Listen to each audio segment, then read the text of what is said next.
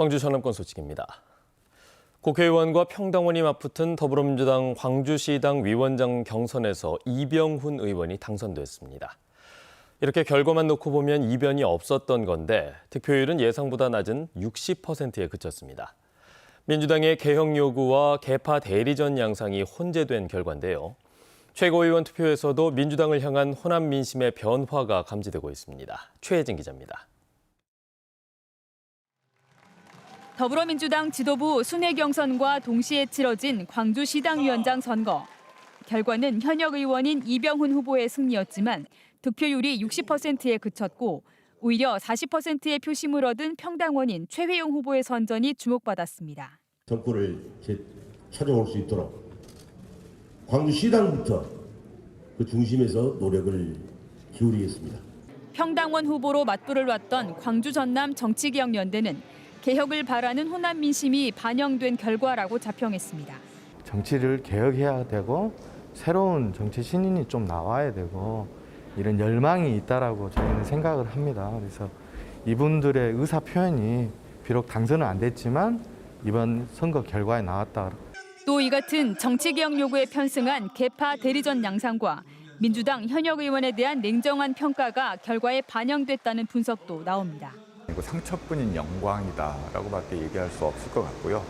이병훈 현 의원에 대한 어떤 비호감 성향들이 나타난 부분, 그리고 개파 대리전으로 지칭되는 선거 과정에서 지원을 받았던 부분. 호남 민심의 변화는 최고위원 투표에서도 두드러졌습니다. 광주와 전남의 투표율 자체도 40%에 못 미쳤지만 광주가 지역구인 송갑석 후보의 득표율이 광주에서 22.3%로 2위, 전남에서는 14.6%로 3위에 그쳤습니다. 어제 친문계인 윤영찬 최고위원 후보가 사퇴하며 6위인 송갑석 후보에게 힘을 실어준 상황.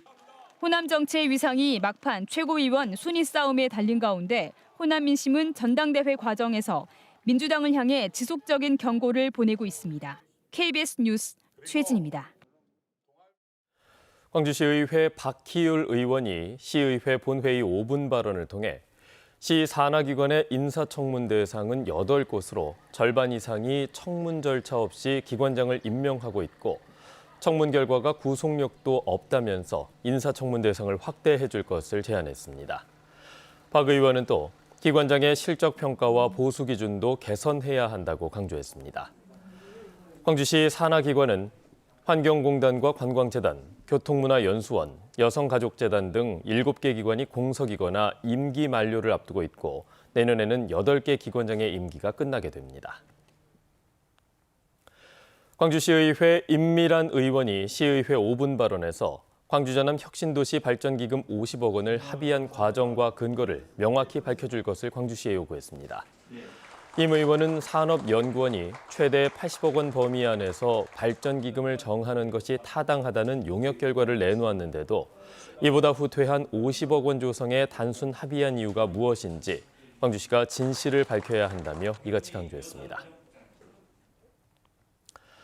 금호타이어 공장에서 일하는 사내 식당 조리원 5명이 정규직 고용을 주장하고 있습니다. 하청업체 직원이지만 금호타이어의 직접 지시를 받고 일해왔다는 겁니다. 법원도 불법 파견을 인정했는데 원청이 하도급과 연관이 없는 사업을 하더라도 파견법을 적용한 이례적인 판결이라는 평가가 나오고 있습니다. 김정대 기자의 보도입니다. 금호타이어 곡성 공장 사내식당에서 12년째 조리원으로 일해온 지정순 씨. 금호타이어에 정규직 고용을 요구합니다. 하청업체 소속이지만 금호타이어 직원인 영양사로부터 업무 지시를 받아왔다고 말합니다. 원청에서 관리하는 영양사가 식당 내에 상주에서 하나에서부터 모든 것을 다 관리를 했어요. 그리고 하물며 우리 조리원들에게까지 모든 지시사항을 했었고. 사실상 원청에 직접 지시를 받아왔다며 파견 근로 인정을 요구하는 소송을 제기했는데 1심 재판부는 금호타이어가 타이어 제조와 판매 사업을 하는 만큼 업무와 동떨어진 음식 조리원을 파견했다고 보기는 어렵다며 소를 기각했습니다. 하지만 항소심 재판부의 판단은 달랐습니다. 금호타이어 소속 영양사가 메뉴 선정과 식자재 구매 등 운영 전반에 직접적인 결정권을 행사했고 원청이 인건비를 제외한 주요 경비를 모두 부담해왔다며 조리원들이 그동안 불법 파견된 걸로 판결한 겁니다. 노동계는 원청의 주된 사업이 아니더라도 이에 수반되는 업무까지 파견법을 적용할 수 있다는 기준을 제시한 판결이라며 의미를 부여합니다. 이번 사내식당 하천 노동자에 대한 불법 파견 판결은 이례적입니다. 도급계약 전식보다 실질적인 노동자 파견 관계를 중요하게 본 것입니다. 노조는 판결을 받아낸 조리원 5명의 금호타이어 정규직 고용과 또 다른 사내식당 노동자 51명의 근로지위 확보를 위해 집단 소송에 나설 예정입니다. 한편 금호타이어 측은 항소심 판결에 불복해 대법원에 상고하겠다고 밝혔습니다. KBS 뉴스 김정대입니다. 영광 한빛원전 4호기에서 발견된 깊이 157cm의 초대형 구멍을 메우는 보수공사가 본격적으로 시작됐습니다. 한빛원자력본부는 지난 10일 공극 크기와 같은 모형의 보수 모의 실험을 진행한 결과 공극이 잘 메워진 것을 확인했다며 어제부터 보수공사를 시작했다고 밝혔습니다. 한빛 4호기에서 발견된 공극 140개 가운데 크기가 작은 구멍은 지난달부터 보수공사가 진행 중이고 157cm의 초대형 구멍공사만 남겨둔 상황입니다. 한빛원전은 10월 말까지 보수공사를 마무리한 뒤 재가동 승인을 받을 예정입니다. 도심을 관통하는 경전선 전철화 사업에 대한 순천 지역의 반대 여론이 갈수록 커지고 있습니다. 순천 시민들은 경전선 도심 우회를 요구하면서 상경 집회를 여는 등 집단 행동에 나섰고 노관규 순천시장도 국토부 장관을 만나 노선 우회에 따른 예비 타당성 조사 면제를 요구할 예정입니다. 보도에 이성각 기자입니다. 서울 용산 대통령실 앞에서 순천 시민 400여 명이 경전선 도심 통과에 반대하는 집회를 열었습니다. 올해 하반기 확정 예정인 경전선 광주 송정과 순천 구간 전철화 사업 기본 계획에 기존 도심 관통 노선 대신 우회 노선을 요구하기 위해서입니다. 경전선이 전철화되면 열차 도심 통과 횟수가 크게 늘어 피해가 예상된다는 겁니다. 철도가 도심을 관통하게 되면 철도 통행량이 1일 4회에서 40회 이상으로 증가하게 되며 소음과 진동, 안전 등의 피해를 입는 것이 순천 시민입니다. 철도 건널목 입체화나 방음벽 설치 등으로 피해를 다소 줄인다 하더라도 고압 전철 구조물이 도심 한복판을 가로지르게 되면 도심이 양분되는 현상은 더 심각해질 것이라는 주장입니다. 주민들은 또 도심 우회 노선이 마련된 다른 지역과 비교할 때 형평성에도 맞지 않다며 벌교역에서 순천 서면을 연결하는 우회 노선을 요구하고 있습니다. 이미 그쪽은 우회하는 노선으로 설계를 해놓고 공사까지 맞춰놓고 오로지 순천만 그대로 진행한다고 하니 저희들이 억울할 수밖에 없는 것이죠. 하지만 도심을 우회할 경우 23km를 신설하고 2,500억 원의 사업비 증액으로 예비 타당성 조사를 다시 받아야 합니다.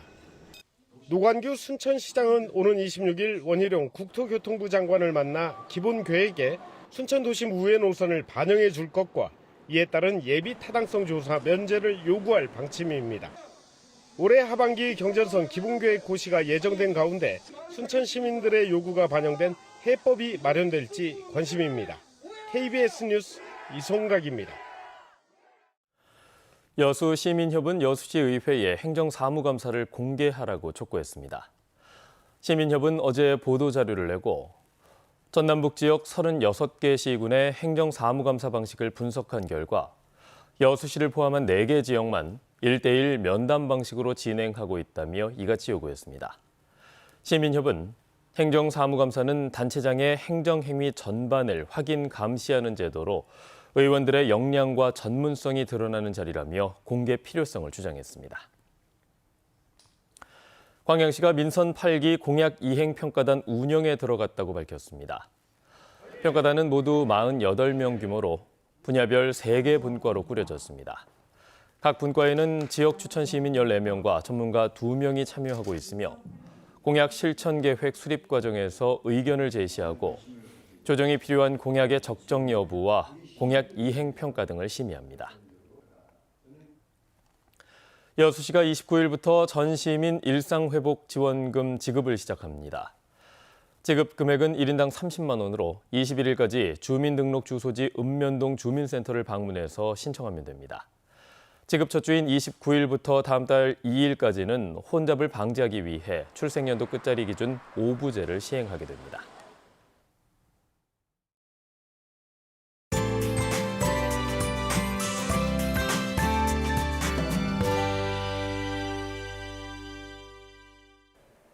맑은 하늘이 드러났던 어제와는 달리 오늘은 흐리고 곳곳에 비가 내리겠습니다. 이미 보성과 장흥 등에는 약하게 빗방울이 떨어지고 있는데요.